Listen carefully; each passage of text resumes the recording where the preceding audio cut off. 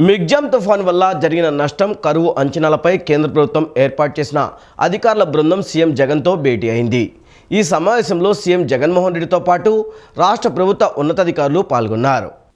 తుఫాను కరువుతో నష్టపోయిన రాష్ట్రానికి ఉదారంగా సాయం చేసేలా కేంద్ర ప్రభుత్వానికి సిఫార్సులు చేయాలని సీఎం వైఎస్ జగన్ కేంద్ర బృందాన్ని కోరారు. క్షేత్రస్థాయిలో పర్యటనలు చేసి స్వయంగా చూసినందున ఆ మేరకు సిఫార్సు చేయాలన్నారు. తుఫాను వల్ల సంభవించిన కరువులపై పరిశీలన చేసిన కేంద్ర ప్రభుత్వ అధికారులు ముఖ్యమంత్రి జగన్తో సమావేశమయ్యారు. రాష్ట్రంలో వర్షాభావం, తుఫాను, కరువు పరిస్థితులపై కేంద్ర ప్రభుత్వం నియమించిన 2 అధికారుల బృందాలు క్షేత్రస్థాయిలో గుర్తించిన అంశాలపై జగన్తో కేంద్ర బృందం చర్చించింది. తుఫాను బాధిత ప్రాంతాల్లో విస్తారంగా పర్యటించి తాము చూసిన పరిస్థితులను గురించి వివరించారు. తుఫాను బాధిత ప్రాంతాల్లో తీసుకున్న చర్యల గురించి సీఎం జగన్ వివరించారు. తుఫాను ప్రభావాన్ని ముందుగానే గుర్తించి రాష్ట్ర ప్రభుత్వం అప్రమత్తం కావడంతో ప్రాణ, ఆస్తి నష్టాలను నివారించగలిగారని తెలిపారు. గ్రామ స్థాయిలో సచివాలయాల రూపంలో బలమైన వ్యవస్థ ఉందని జగన్ పేర్కొన్నారు. అదేవిధంగా పెండింగులో ఉన్న ఉపాధి హామీ పథకం పనుల బిల్లులను రాష్ట్రానికి వెంటనే వచ్చేలా చూడాలని కోరారు. తుఫాను కారణంగా రంగు మారిన తడిసిన ధాన్యం కొనుగోలు చేస్తున్నామని అన్నారు. ఈ విషయంలో కొన్ని సడలింపులు కావాలంటూ ఇప్పటికే కేంద్రాన్ని అభ్యర్థించామని, వీలైనంత త్వరగా అవి వచ్చేలా చూడాలని కేంద్ర బృందాన్ని అధికారులు కోరారు. తుఫాను వల్ల పంటలు దెబ్బతిన్నాయని వెల్లడించిన సీఎం ఇప్పటికే రాష్ట్ర ప్రభుత్వ యంత్రాంగం తుఫాను బాధిత ప్రాంతాల్లో తిరుగుతూ నష్టాన్ని అంచనా వేస్తోందని తెలిపారు. తమ రాష్ట్రంలో ఈ క్రాపింగ్ లాంటి సమర్థవంతమైన వ్యవస్థ ఉందని, నష్టపోయిన రైతుల జాబితాలను గ్రామ సచివాలయాల్లో సోషల్ ఆడిట్ కోసం పెడతామని అన్నారు. ఎవరైనా నష్టపోయిన రైతు పేరు లేకుంటే వెంటనే దాన్ని సరిదిద్దేలా అత్యంత పారదర్శకత వ్యవస్థను అమలు చేస్తున్నామన్నారు. రైతులను తుది వరకు ఆదుకునేలా వ్యవస్థలు రాష్ట్రంలో ఉన్నాయన్నారు. దీనివల్ల రైతులకు అందించే సహాయం, పరిహారం అత్యంత పారదర్శకంగా రైతులకు చేరుతుందని తెలియజేశారు. ఫింక్షన్లో సీఎం జగన్మోహన్ రెడ్డి మార్క్ వంచన చేశాడని తెలుగుదేశం రాష్ట్ర అధ్యక్షుడు అచ్చెన్నాయుడు విమర్శించారు. 3,000 రూపాయల ఫింక్షన్పై 4.5 సంవత్సరాలుగా జగన్ మడతపేచి పెట్టారని అన్నారు. ఎన్నికల ముందు 3,000 రూపాయల ఫింక్షన్ ఇస్తానని హామీ ఇచ్చిన జగన్ అధికారం వచ్చాక ఏటా 250 రూపాయల చొప్పున పెంపు అంటూ మాట తప్పారని ఆయన ఆగ్రహం వ్యక్తం చేశారు. జగన్ పెన్షన్ పెంపు పేరుతో వృద్ధులు, వితంతువులు, దివ్యాంగులకు జగన్ దగా చేశారని అచ్చెన్నాయుడు మండిపడ్డారు. మాట ప్రకారం 2022 నాటికే 3,000 రూపాయల పెన్షన్ ఇవ్వాలని, ఎన్నికలకు మరో 3 నెలల ముందు 3,000 రూపాయల పేరుతో మోసానికి దిగడాన్ని ఆక్షేపించారు. 3,000 హామీపై మడమ తిప్పి దాదాపు 32,000 వరకు ఎగనామం పెట్టాడని మండిపడ్డారు. 200 రూపాయలు ఉన్న పెన్షన్ను 2,000 రూపాయలు చేసి 5 ఏళ్లలో 1,800 రూపాయలు పెంచామని, అలాగే 20 లక్షల కొత్త పింఛన్లు ఇచ్చిన ఘనత తెలుగుదేశాందేనని గుర్తు చేశారు. జగన్ 5 ఏళ్లలో పెంచిన పింఛన్ కేవలం 750 రూపాయలు మాత్రమేనని అచ్చెన్నాయుడు తెలిపారు. శ్రీ పొట్లూరి రామకృష్ణ స్మారక క్రికెట్ టోర్నమెంట్ 2వ రోజు 3వ మ్యాచ్లో పోలీస్ టీం జట్టు విజయం సాధించింది. తొలుత బ్యాటింగ్ చేసిన పోలీస్ జట్టు 15 ఓవర్లలో 161 పరుగులు చేశారు. అనంతరం బ్యాటింగ్ చేసిన లోకల్ ఛానల్ జట్టు 12.2 ఓవర్లలో 10 వికెట్లు కోల్పోయి 63 పరుగులు చేసింది. పోలీస్ జట్టు క్రీడాకారుడు సూర్య 41 పరుగులు చేశాడు. అత్యధిక పరుగులు చేసిన సూర్య మ్యాన్ ఆఫ్ ది మ్యాచ్గా నిలిచారు. లోకల్ ఛానల్ జట్టులో శ్రీకాంత్ 34 పరుగులు చేశాడు. యనమలకుదురులోని కేకే గ్లోబల్ క్రికెట్ అకాడమీ గ్రౌండ్స్లో పొట్లూరి రామకృష్ణ స్మారక క్రికెట్ టోర్నమెంట్ మ్యాచ్లు ఆసక్తికరంగా సాగుతున్నాయి. టోర్నమెంట్ 2వ రోజు 3వ మ్యాచ్లో పోలీస్, లోకల్ ఛానల్స్ జట్లు తలపడ్డాయి. పోలీసు జట్టు టాస్ గెలిచి బ్యాటింగ్ ఎంచుకుంది. పోలీసు జట్టు 15 ఓవర్లలో 5 వికెట్లు కోల్పోయి 161 పరుగులు చేసింది. పోలీసు జట్టు క్రీడాకారుడు సూర్య 24 బంతుల్లో 5 ఫోర్లు, 2 సిక్సర్లతో 41 పరుగులు చేశారు. ఏసీపీ రవికిరణ్ 26 బంతుల్లో 27 పరుగులు చేశారు. లోకల్ ఛానల్స్ టీంలో కాంతారావు, రాంబాబు చెరో వికెట్ తీగా శ్యాంప్రసాద్ 1 వికెట్ తీశారు. అనంతరం బ్యాటింగ్కు దిగిన లోకల్ ఛానల్స్ జట్టు 12.2 ఓవర్లలో 63 పరుగులు చేసి ఆలౌట్ అయింది. లోకల్ ఛానల్ జట్టులో శ్రీకాంత్ 34 పరుగులు చేశారు. పోలీస్ టీంలో ఎస్ కృష్ణ, ఇమ్రాన్ చెరో 2 వికెట్లు తీయగా శ్రీను, గరిక, చంద్రశేఖరరావు తలో వికెట్ తీశారు. ముగ్గురు రన్అట్ అయ్యారు. 41 పరుగులు చేసిన పోలీస్ టీం క్రీడాకారుడు సూర్యకు city cable MD Potluru Saibabu, Zee Telugu AP distribution head P Venkatrao memento అందజేశారు. లోకల్ ఛానల్స్ జట్టు సభ్యులకు సర్టిఫికెట్లు అందజేశారు.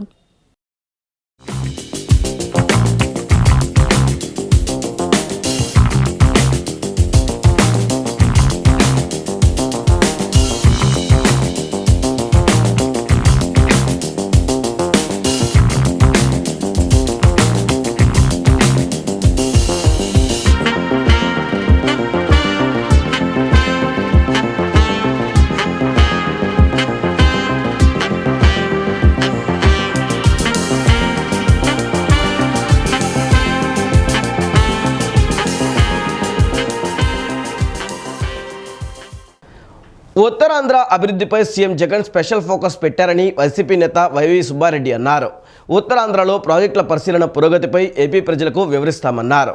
రాబోయే 3 రోజుల్లో జిల్లాలో ముఖ్య నేతలతో కలిసి ఉత్తరాంధ్ర ప్రాంతాలలో పర్యటిస్తామని చెప్పారు. పలాసలో సీఎం జగన్ పాదయాత్ర సందర్భంగా ప్రజలు కష్టాలు చూశారని, అందుకోసమే వాటి పరిష్కారం దిశగా పనిచేశారని కొనియాడారు. ఉత్తరాంధ్రలో party regional coordinator YV Subba Reddy ఆధ్వర్యంలో యాక్షన్ ప్లాన్ కి వైసీపీ శ్రీకారం చుట్టింది. ఈ నేపథ్యంలో ఏర్పాటు చేసిన విలేకరుల సమావేశంలో సుబ్బారెడ్డి మాట్లాడుతూ తమ ప్రభుత్వ హయాంలో ఉత్తరాంధ్రలో జరిగిన అభివృద్ధిని ప్రజలకు వివరించేందుకు నేతలు వరుస పర్యటనలు చేయనున్నారని, 3 రోజుల పాటు ఉత్తరాంధ్రలోని పార్టీ ముఖ్య నేతలు, మంత్రులు పర్యటించి ప్రజలకు జరిగిన అభివృద్ధిపై తెలియజేయనున్నారని చెప్పారు. ఈ నెల 16న భోగాపురం ఇంటర్నేషనల్ ఎయిర్పోర్టును, 17న విజయనగరం మెడికల్ కళాశాలను, 18న మూలపేట పోర్టు పనులను వైసీపీ నేతలు పరిశీలించనున్నట్లు తెలియజేశారు. ఉత్తరాంధ్రలో ప్రాజెక్టులు శంకుస్థాపనలకే టీడీపీ పరిమితమైందని ఆరోపించారు. శ్రీకాకుళం జిల్లాలో ఉద్దానం సమస్యకు సీఎం వైఎస్ జగన్ శాశ్వత పరిష్కారం చూపించారని చెప్పారు.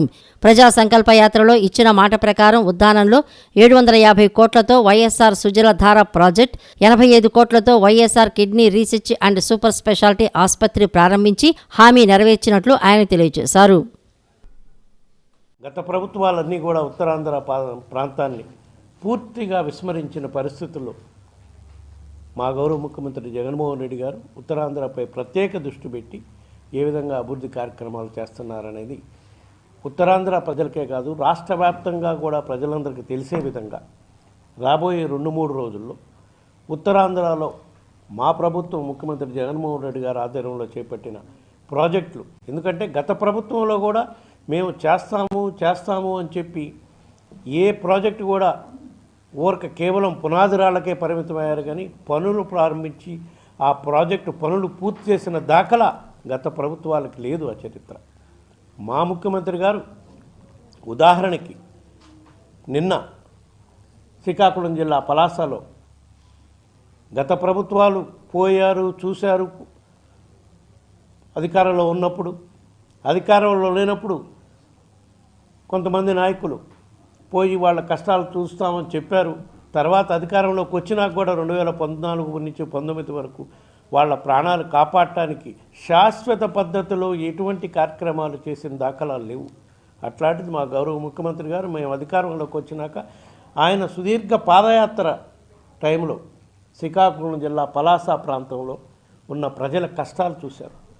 పలాస, పాతపట్నం, ఇచ్చాపురం, ఆ ఉద్దానం ప్రాంతంలో ఉండే ప్రజల కష్టాలు చూసి పాదయాత్ర సందర్భంగా వాళ్ళకి చెప్పేటప్పుడు నేను ఉన్నాను, నేను చూస్తాను, ఈ సమస్యకి శాశ్వత పరిష్కారం చేస్తాను అని చెప్పిన మాట ప్రకారం నిలబెట్టుకున్న ముఖ్యమంత్రి మా గౌరవ ముఖ్యమంత్రి జగన్మోహన్ రెడ్డి గారు.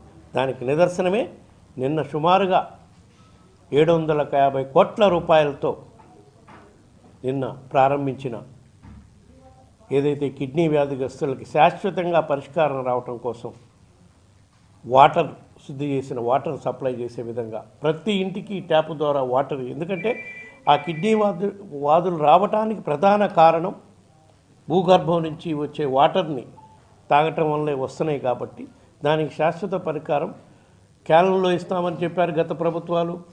అవి కూడా ఎక్కడ అమలైన దాఖలాలు లేవు.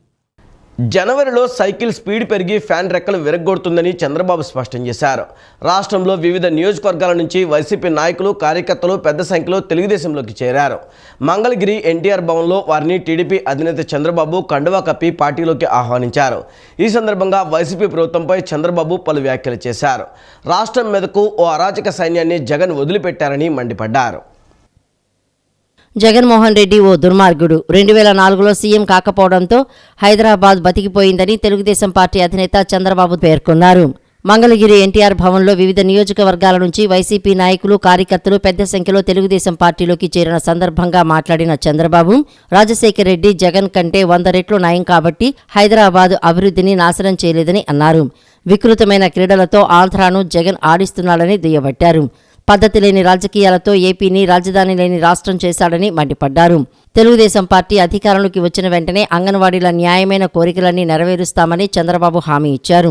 పరదాలు, పోలీసుల సాయం లేకుండా బయటకు రాలేని దుస్థితి జగన్దని విమర్శించారు. డిసెంబర్ 20 తర్వాత 25 నియోజకవర్గాల్లో పర్యటించి వచ్చే 5 ఏళ్లలో ఏం చేస్తామో చెప్తామని తెలిపారు. సైకో జగన్ను చిత్తుగా ఓడిస్తేనే రాష్ట్రానికి భవిష్యత్ అని చంద్రబాబు వ్యాఖ్యానించారు. జనవరిలో సైకిల్ స్పీడ్ పెరిగి ఫ్యాన్ రెక్కలు విరక్కొడుతుందని చంద్రబాబు వ్యాఖ్యానించారు. వైసీపీ నావకు చిల్లు పడింది.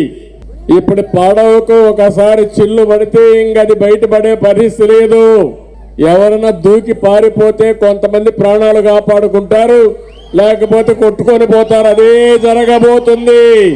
నేను ఒకటే చెప్తున్నా, మీరందరూ రాష్ట్రాలు ఆలోచించుకోవాల్సిన అవసరం ఉంది. ఈరోజు మనం అందరం కూడా ప్రజాస్వామ్యంలో ఉన్నాం. ప్రజాస్వామ్యంలో ప్రతి ఒక్క వ్యక్తి ఆలోచించుకోవాల్సింది, ప్రజాధనానికి ఒక ట్రస్టీగా పనిచేయాలి, ప్రజలకు మెరుగైన సేవలు అందించాలి. ఈ రోజు రేపు ఎల్లుండి కూడా ఉంది. ఇవన్నీ కూడా దూరదృష్టిలో పెట్టుకుని హోందాతనంగా వెలగవలసిన అవసరం ఉంది. 4.5 సంవత్సరాలుగా ఇప్పుడు కూడా చూస్తే చాలా మందికి ఇంటర్వ్యూలు కూడా ఇవ్వని ప్రబుద్ధుడు అపాయింట్మెంట్ వాళ్ళ అమ్మకు కూడా ఇవ్వడు. నాకంటే మీరు ఎక్కువ మాట్లాడుతున్నారు. చెల్లెలకి అపాయింట్మెంట్ లేదు, అమ్మకు అపాయింట్మెంట్ లేదు. బాబాయ్ ఇంకేం చేశారో అందరికీ తెలుసు. ప్రజలు 5 సంవత్సరాలకు ఒకసారి ఓటేస్తున్నాం. ప్రతి ఒక్క నాయకుడు కోరుకుంటున్నారు, ప్రతి ఒక్క కార్యకర్త కోరుకుంటున్నారు మా నాయకుడు ఆదర్శంగా ఉండాలని. రఘురామరాజు ఒక ఎమ్మెల్సీ, ఒక ఎంపీ, ఆయన్ని విభేదించాడని నెపంతో పోలీస్ కస్టడీలో టార్చర్ చేశాడంటే ఎవరైనా ఊహిస్తారని అడుగుతున్నా. ఇది ప్రజాస్వామ్యమా అని అడుగుతున్నా. నువ్వు 151 మందిని మార్చినా నీ ప్రభుత్వం రాదు, మీరు గెలిచే సమస్య లేదు. ప్రజలు ఎప్పుడో నిర్ణయించుకున్నారు. దానికి కారణం నేను ఒకే ఒక విషయం మిమ్మల్ని కోరుతున్నా. ఈ ఎన్నిక నేను ముఖ్యమంత్రి కావడానికి కాదు, లేకపోతే తెలుగుదేశం జనసేన పార్టీలు గెలవడానికి కాదు. ఈ రాష్ట్ర భవిష్యత్తును కాపాడడానికి జరిగే ఎన్నికలు. మన భవిష్యత్తు, మన పిల్లల భవిష్యత్తుని కాపాడుకునే ఎన్నికలు. ఆ సందర్భంగా ప్రతి ఒక్క వ్యక్తి ఆలోచించాలి, విద్యతో ఆలోచించాలి. ఇదే ముఖ్యమంత్రి ఎన్నికల ముందు ఏం చెప్పాడు, ఈ రోజు ఏం చేశాడు. ఈ 10 క్వశ్చన్స్ అడుగుతున్న స్ట్రైట్ గా అవి కానీ ఆన్సర్ చేయగలిగితే నేను కూడా ఆనందంగా ఫీల్ అవుతాను. కేంద్రం మెడలు వంచి ప్రత్యేక హోదా తెస్తా అన్నాడా లేదా అని మిమ్మల్ని అడుగుతున్నా. చెప్పాడా లేదా? ఆ రోజు నేను అడుగుతున్నా మిమ్మల్ని, ప్రత్యేక హోదా తెచ్చాడా? కేంద్రం మెడలు వంచాడా? కాదు, మెడలు దించాడు. అంటే మాటలు చెప్పినప్పుడు మాత్రం కోటలు దాటాయి, ఇప్పుడు చేష్టలు మాత్రం గడప కూడా దాటడంలా. వైసీపీ ప్రభుత్వం పేదల పక్షాన నిలబడే ప్రభుత్వమని హోంమంత్రి తానేటి వనిత అన్నారు. ఎస్సీ, ఎస్టీ, బీసీ, మైనార్టీలకు ప్రాధాన్యత ఇచ్చిన ప్రభుత్వం గతంలో లేదని ఉద్ఘాటించారు. విద్య, వైద్యంలో వినూత్న మార్పులు జగన్ తీసుకొచ్చారని కొనియాడారు. వాలంటీర్ సచివాలయ వ్యవస్థల ద్వారా అన్ని ఇంటికే తీసుకొచ్చారని ప్రశంసించారు. తూర్పు నియోజకవర్గంలోని 5వ డివిజన్ సున్నపట్టీలు సెంటర్ వద్ద కొండ ప్రాంత అభివృద్ధి పనులకు ఆ పార్టీ ఇన్ఛార్జి దేవినేని అవినాష్తో కలిసి హోంమంత్రి తానేటి వనిత శంకుస్థాపన చేశారు. ఈ సందర్భంగా ఆమె మాట్లాడుతూ సీఎం జగన్ కొండ ప్రాంత అభివృద్ధికి 42 పనులకు గాను 5 కోట్లు ఇచ్చారని అన్నారు. దేవినేని అవినాష్ ప్రజల్లో కలిసి ముందుండి పనిచేస్తున్నారని, దేవినేని అవినాష్ను తూర్పు నుంచి గెలిపించి బహుమతిగా ఇవ్వాలని పేర్కొన్నారు. 32 లక్షల ఇళ్ల స్థలాలు ఉచితంగా ఇచ్చిన ప్రభుత్వం వైసీపీ ప్రభుత్వమని, విద్య, వైద్యంలో వినూత్న మార్పులు జగన్ తీసుకువచ్చారని కొనియాడారు. వాలంటీరు సచివాలయ వ్యవస్థల ద్వారా అన్ని ఇంటికి తీసుకువచ్చారని ప్రశంసించారు. విద్యా దీవెన, వసతి దీవెన, మన పిల్లలకి ఇవ్వాల్సిన కనీస అవసరాలు, బుక్స్ కానివ్వండి, బ్యాగ్ కానివ్వండి, షూ కానివ్వండి, ఇవన్నీ మనం ఇవ్వాలి తల్లిదండ్రులుగా. కానీ ఈ రోజున జగన్ అన్న విద్యా కానుకతో మన బిడ్డలకి అవన్నీ అందిస్తూ మన బిడ్డలను చదివించే కార్యక్రమం ఒక మేనమామగా జగనన్న బాధ్యత తీసుకోవడం జరిగింది.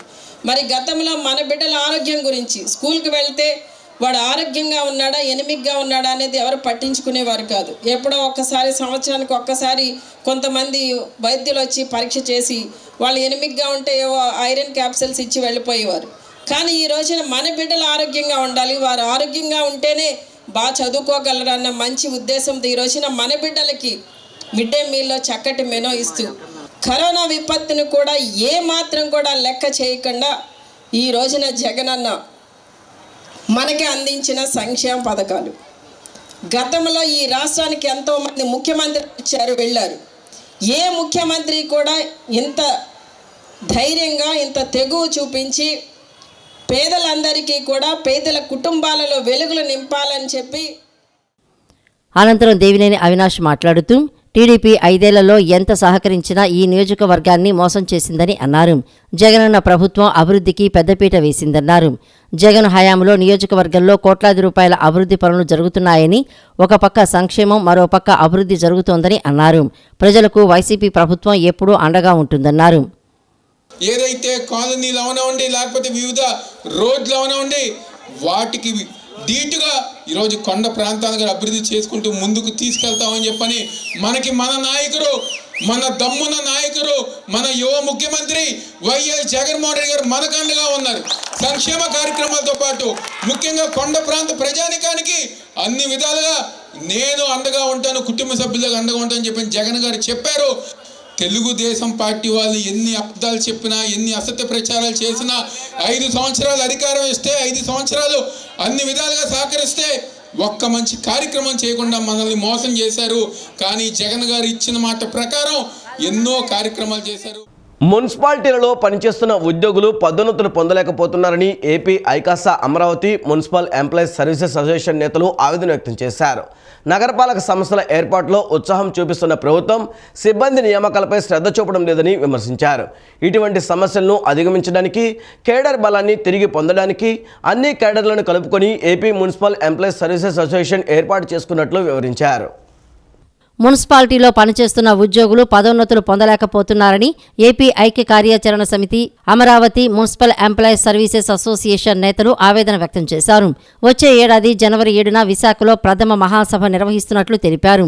చట్టబద్ధంగా తమకు రావాల్సిన పదోన్నతులు కల్పించే విషయంలో ప్రభుత్వం దృష్టి సారించడం లేదని బొప్పరాజు పేర్కొన్నారు. నగరపాలక సంస్థల ఏర్పాటులో ఉత్సాహం చూపిస్తున్న ప్రభుత్వం సిబ్బంది నియామకాలపై శ్రద్ధ చూపడం లేదని విమర్శించారు. కార్పొరేషన్లను అయితే ప్రభుత్వం త్వరగా ఏర్పాటు చేసిందని, గ్రామీణ ప్రాంతాలను తీసుకువచ్చి కార్పొరేషన్లో కలిపారని అన్నారు. జనాభా పెరిగిపోయిందని, ఉద్యోగుల సంఖ్య తగ్గిందన్నారు. ఈ నేపథ్యంలో ఇటువంటి సమస్యలను అధిగమించడానికి, కేడర్ బలాన్ని తిరిగి పొందడానికి అన్ని కేడర్లను కలుపుకొని AP municipal employees services association ఏర్పాటు చేసుకున్నట్లు వివరించారు.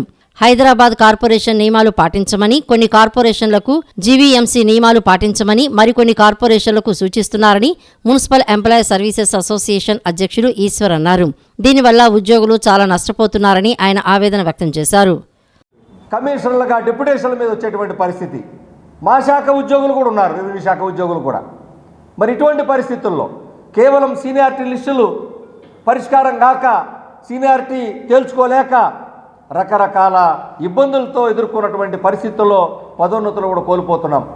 మరి ఇవన్నీ భవిష్యత్తులో సాధించుకొని మన తరం నష్టపోయినా సరే భవిష్యత్ తరం నష్టపోకుండా ఉండేందుకు ఏపీజేఎస్ అమరావతి ఈ బలమైనటువంటి నాయకత్వాన్ని తయారు చేసి ముందుకు తీసుకెళ్ళబోతున్నాం. మమ్మల్ని నమ్మండి, తప్పకుండా కార్పొరేషన్ ఉద్యోగుల్ని, భవిష్యత్తులో మున్సిపాలిటీల ఉద్యోగుల్ని, ఆ సంఘాలను అందరిని ఐక్యం చేస్తాం. మున్సిపల్ ఉద్యోగుల సంఘం కూడా మరి మనతోనే కలిసి పనిచేస్తున్నారు. వీరందరిని ఐక్యం చేసి ఎవరి ప్రయోజనాల వాళ్ళు మున్సిపాలిటీలో ప్రయోజనాలు మున్సిపాలిటీ వాళ్ళు, కార్పొరేషన్లో ప్రయోజనాలు కార్పొరేషన్లు అన్నీ కాపాడుకుంటూ భవిష్యత్తు తరాలకైనా మనం మంచిని అందిద్దాం. వాళ్ళ పదోన్నతులు, వాళ్ళ హక్కులు కాపాడేటట్టు చేద్దాం. ఇప్పటికి కూడా సర్వీస్ రూల్స్ కనీసం లేకుండా చాలా తీవ్రమైనటువంటి ఇబ్బందులు పడుతున్నాం. అర్థం చేసుకోండి మిత్రులారా, కదిలి రండి, కదలండి. అందరూ కదలకుండా మనం ఆఫీసుల్లో కూర్చొని మనం సీట్లలో పనిచేసుకుంటామంటే ఎక్కడా కూడా ఉద్యోగులు రాకపోతే ప్రభుత్వాలు, ఏ ప్రభుత్వాలు వినవు. జూనియర్ అసిస్టెంట్గా జాయిన్ అయ్యి జూనియర్ అసిస్టెంట్గానే రిటైర్డ్ అయిన సందర్భాలు ఉన్నాయి, సీనియర్ అసిస్టెంట్ రిటైర్ అయిన సందర్భాలు ఉన్నాయి. నేను 33 సంవత్సరాలు సర్వీస్ చేసి ఇంకా సూపరింటెండెంట్ పొందలేకపోయా అంటే ఎంత దౌర్భాగ్యమైన పరిస్థితులు ఉన్నామో మన ఉద్యోగస్తులు ఆలోచించుకోవాలి. నేను ఒకటే రిక్వెస్ట్ చేస్తున్నా, నాకు ఈ పదవులు కాంక్ష కాదు.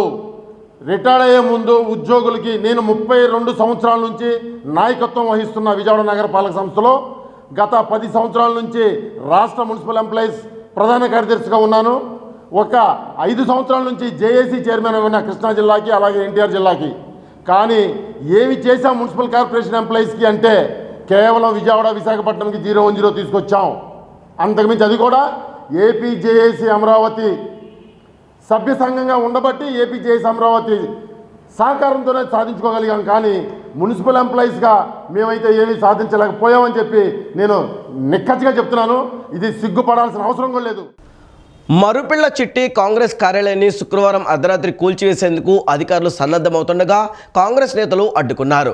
కూల్చివేత వాయిదా వేయాలని దేవాదాయ శాఖ మంత్రితో పీసీసీ అధ్యక్షులు గిడుగు రుద్రరాజు ఫోన్లో మాట్లాడగా ప్రస్తుతానికి వాయిదా వేసేందుకు అంగీకరించారు. ఏ క్షణమైనా అధికారులు మనసు మార్చుకొని కోలగొడతారేమోనని నాయకులు రాత్రంతా అక్కడే కూర్చున్నారు. మరుపిల చిట్టి కాంగ్రెస్ కార్యాలయాన్ని శుక్రవారం అర్ధరాత్రి కూల్చివేసేందుకు అధికారులు సన్నద్ధమవుతూ ఉండగా పీసీసీ అధ్యక్షుడు గిడుగు రుద్రరాజు ఆధ్వర్యంలో అన్ని పార్టీ నేతలు అక్కడికి చేరుకున్నారు. కూల్చివేత వాయిదా వేయాలని దేవాదాయ శాఖ మంత్రితో ఫోన్లో మాట్లాడారు. మంత్రి ప్రస్తుతానికి వాయిదా వేసేందుకు అంగీకరించారు. ఏపీ ఇన్ఛార్జి వైనప్పన్, పీసీసీ ఉపాధ్యక్షుడు మీసాల రాజేశ్వరరావు, లీగల్ సెల్ అధ్యక్షుడు వి గురునాథం, సిటీ అధ్యక్షుడు నరహర్శెట్టి నరసింహారావు, టీడీపీ నాయకుడు ఎంఎస్ బేగ్, జనసేన నేత పోతిన మహేష్, వైసీపీ కార్పొరేటర్ ఎలకల చలపతిరావు పాల్గొన్నారు.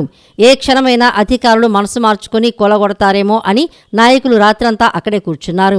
కొత్తపేటలోని మరుపిల్ల చిట్టి కాంగ్రెస్ కేంద్ర కార్యాలయాన్ని, అక్కడ ఉన్న నిర్మాణాలను తొలగించి దేవాదాయ శాఖకు అప్పగించాలని గుంటూరు జిల్లా పెదకాకానిలోని Amaravati endowment tribunal judge doctor K Manmatharao తాజాగా ఉత్తర్వులు జారీ చేశారు. కాంగ్రెస్ కార్యాలయ యాజమాన్య హక్కులపై దాఖలైన పిటిషన్ను విచారించి వాద ప్రతివాదనలు విన్న అనంతరం తీర్పు ఇచ్చారు. దాదాపు 123 సంవత్సరాల సుదీర్ఘ చరిత్ర కలిగినటువంటి చిట్టి కేంద్ర కాంగ్రెస్ పార్టీ కార్యాలయ ఎండోమెంట్ డిపార్ట్మెంట్ వారు దానికి సంబంధించినటువంటి వారి హక్కులకు సంబంధించి వారు ట్రిబ్యునల్ వేయటం, తర్వాత దానికి ఎగ్నెస్ట్గా రావడం జరిగింది. తర్వాత దాని మీద 1 month గ్రేస్ పీరియడ్ ఇచ్చి హైకోర్టులో మేము వేయటం, మళ్ళీ హైకోర్టులో కూడా ఎగ్నెస్ట్గా రావడం కూడా జరిగింది. కాకపోతే 1 month అప్పీల్ టైం ఇవ్వాలి, అది మ్యాండేటరీగా ఇవ్వాల్సినటువంటి ఆవశ్యకత ఉంటుంది.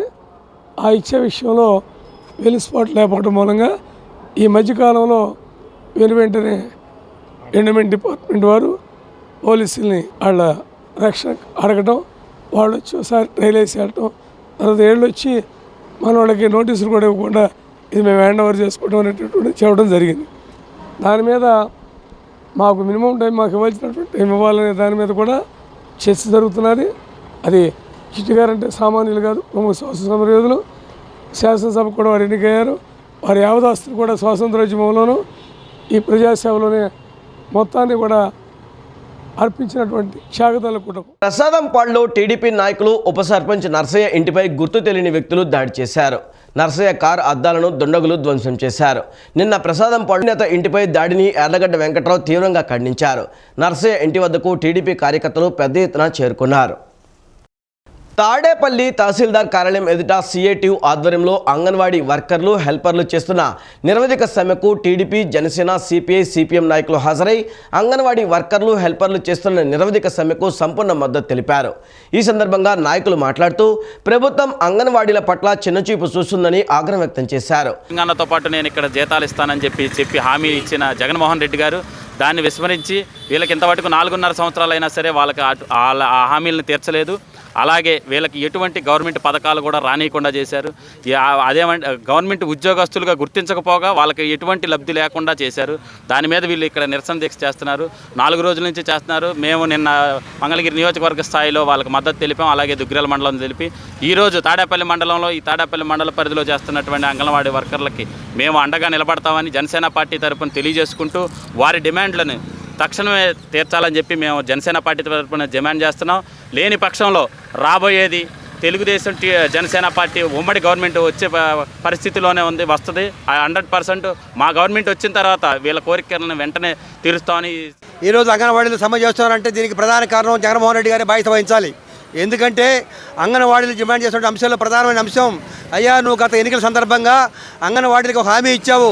ఆ హామీ ఏమిటంటే నన్ను గెలిపించండి, నేను అధికారంలోకి వస్తే ఆనాడు తెలంగాణ కంటే అదనంగా వేతనం ఇస్తానని చెప్పేసి హామీ ఇచ్చాడు ఆయన. ఆ హామీని అమలు చేయమని అడుగుతూ ఉన్నారు. జగన్మోహన్ రెడ్డి ఇచ్చిన హామీని అమలు చేయమన్నందుకు కూడా 4 ఏళ్ల కాలం పట్టింది. 4 ఏళ్ల కాలం దాటేప్పుడు కూడా ఇంతవరకు హామీని అమలు చేయాల. హామీని అమలు చేయకపోగా అనవసరమైన యాపల పేరుతోటి అంగన్వాడీ కార్యకర్తల్ని వేధిస్తూ ఉన్నారు. వేధింపులకు గురై అంగన్వాడీ కార్యకర్తలు అనారోగ్యాల పాలవుతున్నారు. షుగర్లు, బీపీలు వచ్చేలా అల్లాడిపోతూ ఉన్నారు.